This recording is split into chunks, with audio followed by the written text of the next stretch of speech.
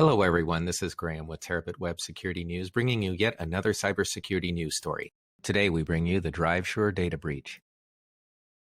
DriveSure, also known as Krex Inc, is a car dealer support company that helps automotive dealerships by offering preventative maintenance products and services that make the customer experience of going to the dealership more attractive. DriveSure offers training for the dealership employees, roadside assistance, road hazard tire protection, emergency rental car coverage, and personalized customer engagement. The personalized engagement uses mail, email, mobile app, and text messages to communicate and give reminders to the dealership customers.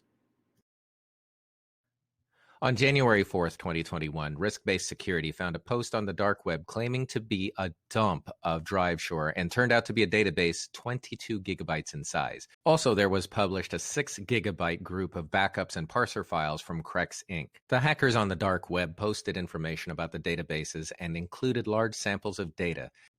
The data consisted of fields such as names, addresses, phone numbers, email addresses, IP addresses, car makes and models, VIN numbers, car service records and car dealership records, damage claims, 93,063 bcrypt hashed passwords, and text and email messages between the dealerships and clients. Of the samples, the researchers at RiskBased Security found 3.28 million unique email addresses.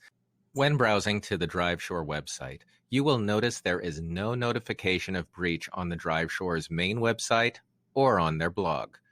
However, when RiskBased Security reported the breach to DriveSure, leadership of the company promptly responded that they are investigating the incident. This is still a developing story. If you need further information, see the notes below. You've been watching the DarkWeb Security News with Graham as your host. Thank you for watching our video. If you like this video, please click the like button and subscribe to our channel for further updates.